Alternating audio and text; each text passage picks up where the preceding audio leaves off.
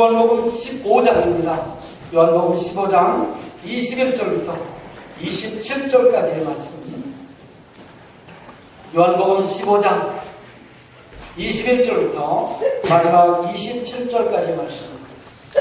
찾으셔서 같이 한 목소리로 다 같이 읽도록 하겠습니다. 요한복음 15장 21절부터 27절까지 말씀 함께 찾으셔서 읽겠습니다. 찾으신 줄 알고 21절부터 읽습니다. 시작. 그러나 사람들이 내 이름으로 말미암아 모든 일을 너희에게 하리니 이는 나를 보내신 이를 알지 못하리라. 내가 와서 그들에게 말하지 아니하였더라면 죄가 없으려니와 지금은 그 죄를 핑계할 수 없느니라. 나를 미워하는 자는 내 아버지를 미워하느니라.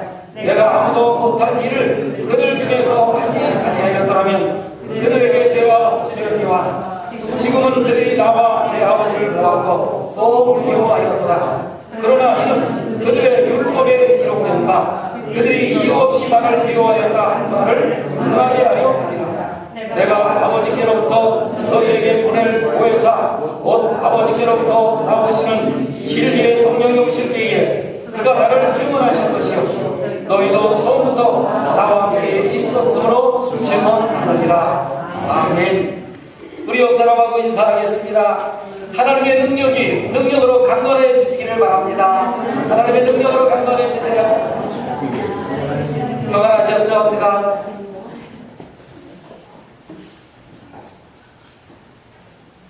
구약성경 잠언 13장 24절을 보면 이런 말씀이 있습니다. 매를 아끼는 자는 그의 자식을 미워하니라.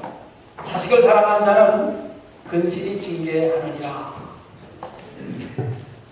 자식 교육에 근실한 징계가 필요함을 성경은 말씀하고 있습니다.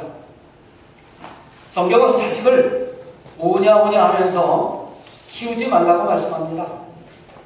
그러므로 진정으로 자녀를 사랑하는 부모는 자녀가 올바른 길로 가지 않는 것을 보면 엄하게 꾸짖고 훈계합니다. 그래야 그것이 나쁜 것으로 자라지 못하기 때문에 그러는 거죠. 참사랑은 아이들을 과잉 보호하는 것에 있지 않습니다. 참사랑은 마음이 좀 아프긴 하지만 그 아픔을 감수해서 자녀의 참된 인격성 숙생활을 위해서 사랑의 매를 드는 것에 있습니다.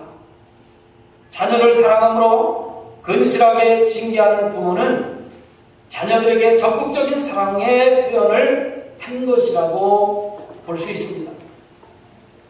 우리를 향한 하나님의 사랑도 이와 똑같습니다. 하나님께서는 하나님의 자녀들의 신앙 성숙과 그리고 생활의 열매를 맺기 위해서 사랑의 매를 드시고 징계의 매를 드시면서 올바른 길로 우리들을 이끌어 가십니다. 하나님께서는 말씀을 통해서 하나님의 자녀들을 영적으로, 도덕적으로, 그리고 지적으로 뿐만 아니라 생활의 면을 끊임없이 가르치시면서 연단하고 계십니다. 왜냐하면 우리가 범사에 성숙한 그리스도인으로서 하나님의 나라 백성의 자질을 갖추기를 원하고 계시기 때문에 그런 것입니다. 그러므로 하나님께로부터 사랑의 징계를 받는 우리들 늘 그 의미를 깊이 생각을 해야 할 것이고 하나님께서 지금 나에게 원하시고 계신 것이 무엇인지를 살피고 생각해서 언제나 예수 그리스도의 모습을 닮아가도록 노력해야 할 것입니다. 이것이 참된 하나님의 자녀의 모습입니다. 이스라엘 자손들은 하나님께 선택받았다라고 하는 선민의식이 매우 강했습니다. 그들은 하나님께서 자기들만 살아가시기 때문에 자기들은 우수한 민족이고 그리고 자기들에게만 복 주실 것이고 대대손손 그 은혜를 입어서 잘 먹고 잘 살 것이라고 하는 기대감을 늘 갖고 있었습니다. 이것은 다른 이방 사람들에게는 주어지지 않았던 것이고 자기들에게는 주어진 특권이기 때문에 그들에게는 그들만의 우월감이 아주 매우 깊게 가지고 있었습니다. 물론 그들은 하나님의 특별한 사랑을 받은 민족임에는 틀림이 없습니다. 그래서 하나님의 말씀을 가장 가까운 곳에서 들을 수 있었습니다. 다른 이방인들은 하나님이 누구신지, 하나님의 사랑이 무엇인지 모르고 있었을 때에 이스라엘 백성들은 하나님의 말씀을 늘 가까이 하고 그 말씀을 들었기 때문에 하나님이 선하시고 하나님이 자기들을 사랑하시고 그리고 지켜주신다는 것에 대해서 너무나도 잘 알고 있었습니다. 그들은 하나님은 자비로우신 분이시고 의로우신 분이심이라는 사실도 잘 알고 있었습니다. 뿐만 아니라 이스라엘 백성들이 말씀대로 살지 않을 때는 하나님을 전혀 모르는 이방 나라까지라도 들어서 자신들을 징계하시는 아주 매우 무서운 분이라는 사실도 알고 있었습니다. 하나님은 자비로우시며 의로우신 분이심과 동시에 하나님의 말씀대로 살지 않는 백성들에게는 징계하시는 무서운 하나님이라는 사실도 알고 있었습니다. 특별히 하나님께서 한번 약속하시면 그분은 반드시 지키시는 분이시고 그리고 죄를 용납하지 아니하고 미워하신다는 사실도 이스라엘 백성들은 다 알고 있었습니다. 그런데 그들은 민족 우월주의에 빠져서 다른 이방 백성들을 무시했습니다. 그리고 하나님 앞에서 교만하게 죄를 저지르게 되었습니다.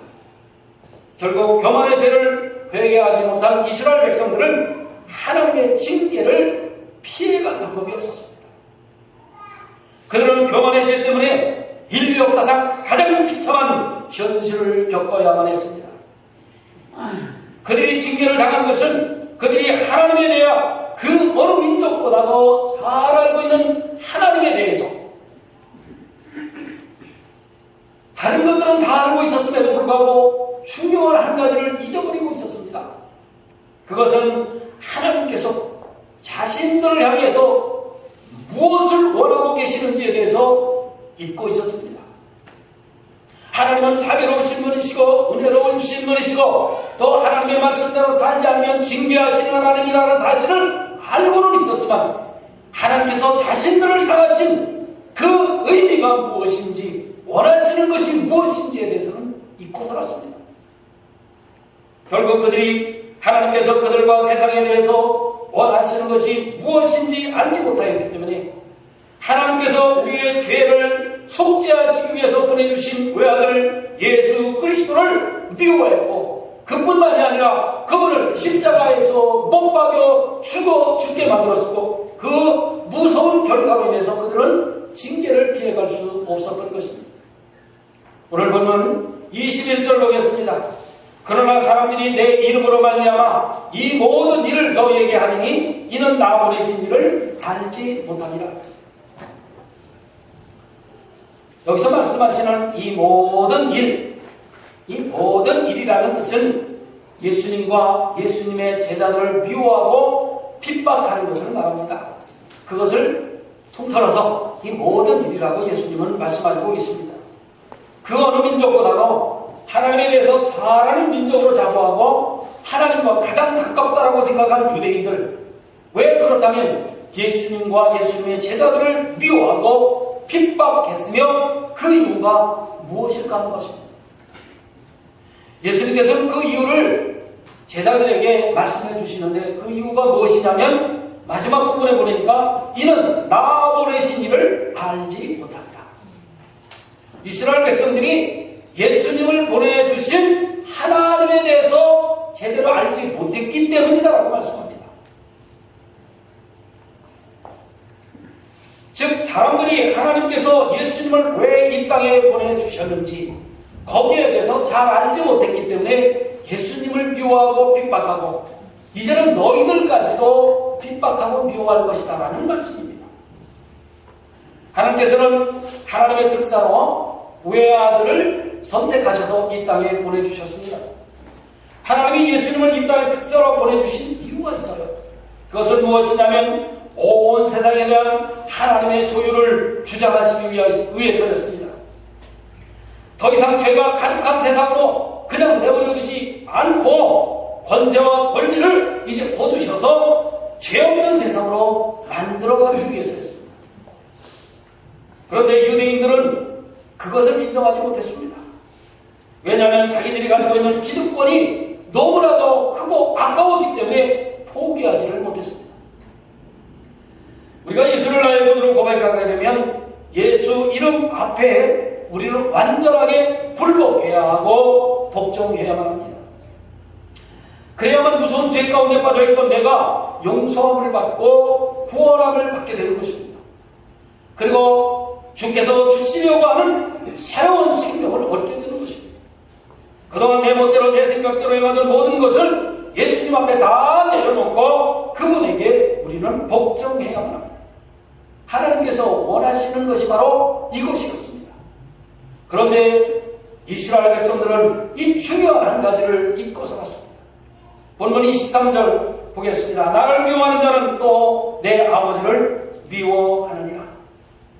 예수님께서 이 세상에 오셔서 많은 사람들에게 그리고 제자들에게 가르치신 것은 이 세상의 모든 것이 다 하나님의 것이라는 것을 가르쳤습니다. 신앙은 단순하게 하나님의 존재를 알고 하나님께 대한 예의를 표시하는 정도라고 생각하시면 안 됩니다. 신앙이라고 하는 것은 하나님의 주권을 인정하는 것입니다. 그리고 거기에 복종하는 것입니다. 예수님을 주인으로 모신 사람들은 이제부터 내 것을 내 것이라고 주장해서는 안 됩니다. 왜 그렇습니까? 내가 가지고 있던 모든 주권들을 예수를 나의 구주로 영접하는 그 순간에 다 그분에게 넘겨드렸기 때문에 그렇습니다. 나의 삶도, 나의 생각도, 나의 경험도, 나의 자녀도 이제부터는 하나님께서 책임져 주십시오라고 예수를 나의 구주로 영접하는 그 순간에 다 넘겨드렸습니다. 종은 자기 것이 없는 것입니다. 모두 다 주인의 것인 것이죠. 그래서 예수를 나의 구주로 고백한 저와 여러분들, 나의 몸도, 나의 자녀도, 나의 생각도 그분의 뜻대로 사용되어질 수 있도록 모두 다 내어드려야 합니다. 주님 뜻대로 사용되어지기를 원합니다라고 내어드려야 합니다. 그분이 우리의 주인 되시기 때문에 그렇습니다. 그런데 욕심으로 가득한 인간들은 그렇게 하기를 매우 싫어합니다.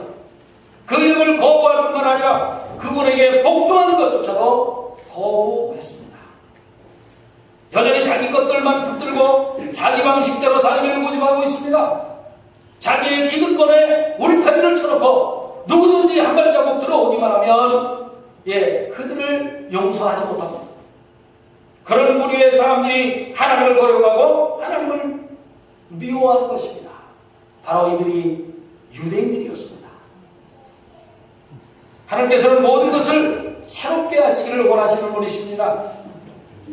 그것을 유대인들에게 지금 보여주고 계신 것입니다. 그런데 유대인들은 하나님의 뜻처럼 이 세상이 완전히 바뀌는 것을 원하지 않았습니다. 자기들이 변하는 것 자체를 싫어했습니다. 왜냐하면 그들이 가진 것이 너무나도 많았기 때문이죠.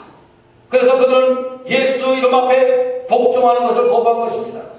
그리고 예수님을 미워했고 예수님을 핍박했습니다. 오늘날 많은 사람들이 교회에 나와 그리스도인이라 칭함을 받기를 원하는 것이 무엇이겠습니까? 예수님께서 가르쳐 주셨던 것처럼 나의 모든 기득권을 포기하고 그분께 복종하려고 그러는 것일까요? 물론 우리 교회 모든 성도님들은 그런 줄로 압니다. 그러나 솔직히 말해서 그런 것보다는 자기가 더 잘되기 위해서 교회를 찾아나오는 것이고 그리스도인이라 칭함을 받기를 원하는 것일 것입니다. 그러나 이것은 복음이 아닙니다. 복음은 우리가 예수 앞에서 나의 모든 기득권을 포기하고 주님의 주권을 인정해 드리는 것이고 그분 앞에 완전하게 복종된 삶을 사는 것입니다. 그리고 나의 삶을 주님께 모두 맡겨 드리는 것입니다. 이것이 믿음이에요. 믿음대로 사는 사람에게는 성령을 쏟아 부어 주시겠다고 약속했습니다. 성령이 오시면 나의 타락된 마음이 새로워지게 되어 있습니다. 그리고는 서서히 하나님의 뜻대로 삶을 살아가기를 작정하면서 한 걸음 한 걸음 전진 또 전진하는 것입니다. 오늘 보면 22절로 돌아갑니다. 내가 와서 그들에게 말하지 아니하였다면 죄가 없었으려니와 지금은 그 죄를 핑계할 수 없느니라. 계속해서 24절 넘어갑니다. 내가 아무도 못한 일을 그들 중에서 하지 아니하였다면 그들에게 죄가 없었으려니와 지금은 그들이 나와 내 아버지를 보았고 또 미워하였더라. 사랑하는 성도 여러분, 복음을 듣지 못한 사람들이라고 해서 자기 마음대로 삶을 살아도 죄가 되지 않는 것일까요? 지금은 인터넷 시대이기 때문에 세계 만방 놓고 어느 곳에 인터넷만 되면 복음을 들을 수 있습니다. 그런데 그렇지 않은 오지에 사는 사람이 복음을 듣지 못한다고 해서 죄를 짓고 살아도 되느냐 그런 겁니다. 그러나 답은 그렇지 않다는 것입니다. 그들이 아무리 복음을 듣지 못했다 할지라도 핑계댈 수가 없는 것입니다. 죄인은 죄인일 뿐입니다. 큰 죄를 짓던 작은 죄를 짓던 하나님 앞에서는 모두가 죄인일 뿐입니다. 유대인들은 그 어느 민족, 이방 민족보다도 하나님에 대해서는 너무나도 잘 아는 사람들이었어요. 하나님께서는 그들에게 대대로 선지자들을 보내서 하나님의 말씀을 듣도록 했습니다. 그뿐만이 아니라 때로는 천사들을 통해서 그들이 하나님의 말씀을 알아듣도록 하셨습니다. 그렇기 때문에 그들이 하나님에 대해서 아는 것은 이방인들하고는 너무나도 차이가 있었습니다. 그러나 하나님에 대해서 많은 것을 안다고 자부한 그들, 욕심으로 가득해졌고 자기중심적인 생각에서는 벗어나지를 못했습니다. 그리고 하나님께서 자기들을 향해서 무엇을 요구하는지에 대해서는 잊어버리고 삶을 살았습니다. 그렇기 때문에 유대인들처럼 복음을 듣고 난 이후에 하나님의 말씀을 무시하고 여전히 자기 욕심대로 사는 것은 큰 죄를 짓는 일입니다. 그래서 이런 무리의 사람들은 복음을 듣지 못해 죄를 짓는 사람들보다도 하나님께 더 무거운 심판을 받게 될 것입니다. 우리들도 이 말씀에 귀를 기울여야 할 것입니다. 복음을 듣고도 말씀대로 살지 못하는 것은 무서운 심판을 절대로 피해갈 수 없다는 사실 말이죠. 말씀을 들을 때뿐이고 생활의 삶에서는 죄를 지으면서 사는 것 그 자체가 얼마나 무서운 것인지 우리는 오늘 말씀을 통해서 깨달아야 할 것입니다. 바른 복음을 들은 사람의 자세는 무엇입니까? 자기가 가진 것 모든 것이 하나님의 것이고 그리고 나의 삶 전체를 하나님 앞에 의탁하는 것이고 말씀을 들으면 그 말씀대로 삶을 살려고 몸부림쳐야 한다는 사실입니다. 그래서 자기 마음대로 자신을 살도록 내버려 두지 않는 것입니다. 예배를 드리더라도 하나님 앞에 물질을 드리고 하나님을 기쁘게 하는 방법이 무엇인지 하나님께서 지금 나에게 원하시는 것이 무엇인지를 깊이 생각하고 연구하고 찾는 것입니다. 그리고 자신의 모든 삶을 하나님께 의탁하는 것입니다. 우리의 신앙이라고 하는 것은 중립이라고 하는 것은 없습니다. 자든지 덥든지 둘 중 안에 하나입니다.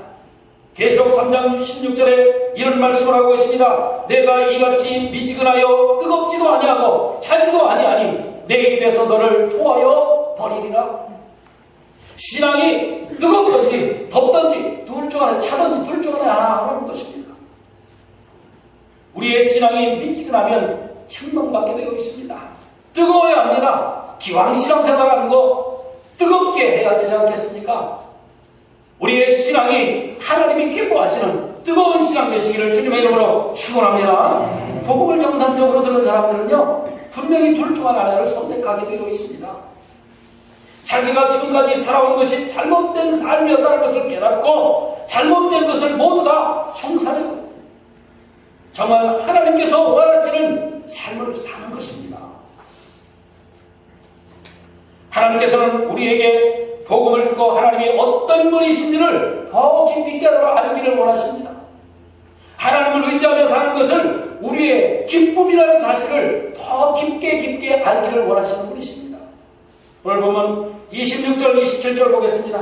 내가 아버지께로부터 너희에게 보낼 성령과 보혜사 곧 아버지께로부터 나오시는 진리의 성령이 오실 때에 그가 나를 증거하실 것이요 너희도 처음부터 나와 함께 있었으므로 증거하느니라. 절기상으로 금년 2015년 5월 마지막 24일 주일이 성령 강림 주일입니다.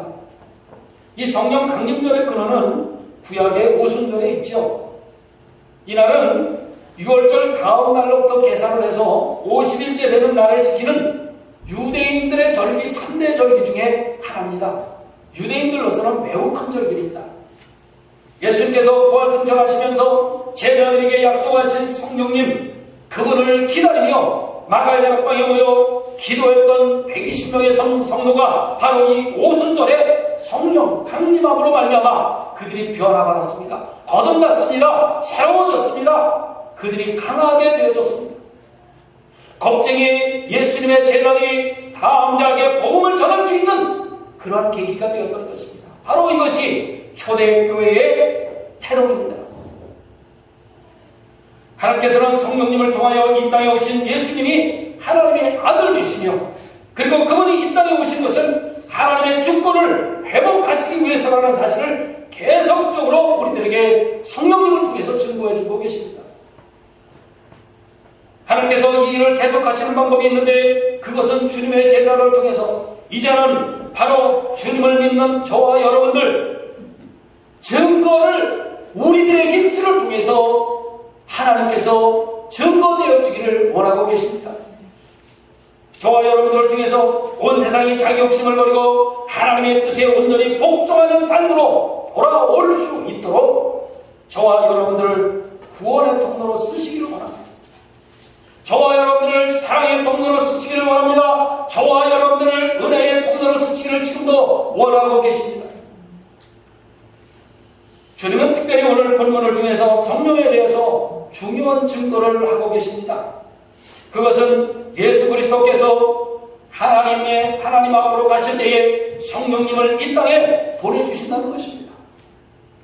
반대로 말하면 이런 말씀이 되죠. 예수님께서 십자가에 못 박혀 죽으셨다가 죽음의 권세를 깨뜨리시고 부활하심으로, 그래서 하나님 앞에 가시지 않는다면 성령님은 오시지 않는다는 말이에요. 우리 예수 그리스도께서 우리의 죄를 대신해 십자가에 죽으시고 죽음의 권세를 깨뜨리시고 부활하셔서 하나님 앞에 올라가실 때에 성령님이 오신다는 것입니다. 모든 인류의 소망은 성령이 우리 안에 내주하시는 것입니다. 세상 사람들이 정말 몰라서 그렇지 성령이 오시면 사람들의 악한 마음이 변화받을 수밖에 없는 것입니다.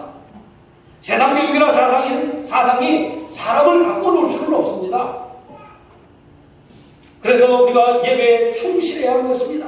성령님을 통하여 오직 하나님의 말씀이 내 안에 들어와야 나의 삶이 변화받을 수 있기 때문에 그렇습니다. 예배를 통해서 성령님은 역사하시는 줄로 믿습니다. 세상 지식이나 사상으로는 인간의 교만한 마음 고칠 수가 없어요. 세상에 지식이 풍부하면 풍부할수록 인간은 점점 더 교만해지게 되어 있습니다. 하나님을 대적합니다. 인간의 마음이 척박한 사막과 같기 때문에 그렇습니다. 오직 예수 그리스도께서 십자가에 못 박혀 죽으셔야만 하나님께서 그를 살려내시고 그 피의 대가로 믿는 자들에게 성령을 주실 때에 척박한 인간의 마음을 뜯어 고칠 줄로 믿습니다. 말씀을 듣고 예수님 앞에 자기의 모든 권리를 복종시키는 사람 새로워질 수 있습니다. 달라질 수 있습니다. 거듭날 수 있는 것입니다. 이 세상을 살아가는데 내 뜻대로 내 방식대로 살아가는 것은 정말로 나를 변화시킬 수 없다. 오직 예수 그리스도께서 자기의 모든 권리를 주님 앞에 내려놓는 자에게, 맡긴 자들에게 그들이 새로워질 수 있는 것입니다. 이러한 고백이 우리들에게 있을 때에 성령께서 역사하시는 것입니다. 성령의 본질은 아버지 하나님께로부터 나온 것입니다. 그러니까 성령의 본질은 무엇이냐면 아버지 하나님, 성부 하나님과 동일하다는 것입니다. 성령은 그래서 성부 하나님과 똑같은 능력과 신성을 가지신 분이십니다. 그 성령께서 우리에게 임하셔서 우리의 마음을 새롭게 하시고 우리를 하나님의 뜻대로 살도록 힘주셔야 합니다. 그래서 저와 여러분들은 주 안에서와 그 능력으로 강건해져야만 합니다. 성령께서 우리에게 임하셔서 우리의 마음을 새롭게 하시고 우리를 하나님께 뜻대로 살도록 하는 힘을 주셔야만 우리가 하나님의 능력으로 살 수 있습니다. 그래야 우리가 하나님의 뜻대로 살 수 있습니다. 우리의 인간적인 방법으로는 불가능합니다. 왜 그렇습니까? 우리가 죄인이기 때문입니다. 성령님은 믿는 자들을 절대로 떠나지 않으시겠다고 약속해 주셨습니다. 그래서 그분이 늘 우리 안에 계시도록 늘 성령을 우리는 사모해야만 합니다. 그래야 매일매일 우리의 삶이 새로워질 수 있는 것입니다. 지금 제자들에게 예수님께서 주님을 증거라고 하신 말씀은 단지 유대인들에게만 국한되어 있는 말씀이 아닙니다. 이 위대한 말씀은 온 인류에 대한 하나님의 뜻입니다. 온 인류에 대한 하나님의 뜻은 온 세상 사람들이 예수의 이름을 믿음으로 성령을 받고 그들의 마음과 그들의 인격과 그들의 삶이 완전히 새로워지고 변화되고 그리고 거듭나는 것을 말하는 것입니다.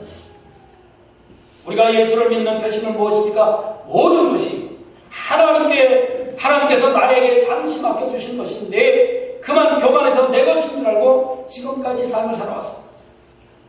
이 모든 것이 이제는 주님의 것으로 인정합니다. 주님 우리의 삶을 받아주시옵소서. 성령이 내 안에 오시지 않으면 나를 변화받을 수 없습니다 라고 하는 고백이 있어야 되는 것입니다. 바로 이것이 예수 믿는 자들의 증거가 되는 것입니다. 표시가 되는 것입니다. 하나님의 주권을 인정하는 것이 믿는 자의 가장 기본되는 행위입니다. 이것이 먼저 선행되어야 우리의 믿음이 예수 그리스도의 장성한 분량에까지 이룰 수 있습니다.